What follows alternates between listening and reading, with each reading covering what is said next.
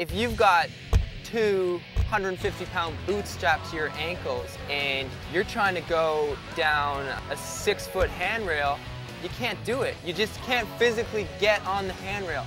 Heavy footing was all about overcoming gravity in a very exciting way that no one had ever thought of before. Heavy footing was a bit of a hard nut for kids to crack because it was so expensive. You'd see kids putting rolls of quarters in the base of their shoes, you know, walking around with concrete in their socks.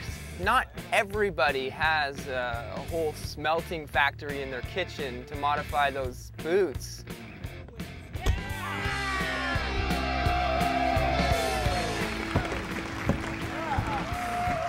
You know, once Cory Staab started entering competitions, he blew the roof off of what heavy footing was at the time, and he really ushered in a new era. Cory Staab was the kind of guy that obviously saw gravity and said, no, not for me. He was the kind of guy that really took the whole heavy booting industry to a level that I actually found exciting. We couldn't figure out how Cory was doing all these tricks. I mean, it really rocked our entire world.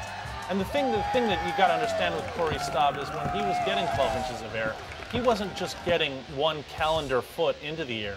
He was also celebrating the lack of gravity. He was taking gravity and he was actually giving it a sucker punch. You know, all across the country, you could feel it, that the sport was about to break wide open. You know, you had companies like Leeds who were just coming to the forefront, and you know, Cory was their #1 guy for that. So when the scandal erupted, that really brought the whole sport to a grinding halt. As you can see, cork was hidden in the lower quarters of the boot structure. Staab was quick to deny all allegations. I would like to make it perfectly clear that at no time was I aware my boots were corked during competition. I'd like to retract that statement.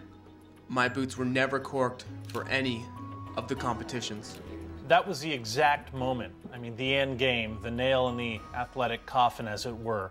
I mean, I had to unload my merchandise to the mob in New York. Cory fell underground, and you know, we all had to find a way to move on. Cory broke a lot of kids' hearts, but he also broke a lot of records.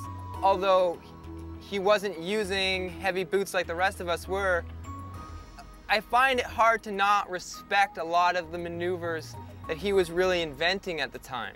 It obviously destroyed any sort of co-promo initiatives that I had to promote the sport. I had just booked the one and only Dancing Pepe Mexi Nachos, and we were actually going to introduce their version of Cool Ranch.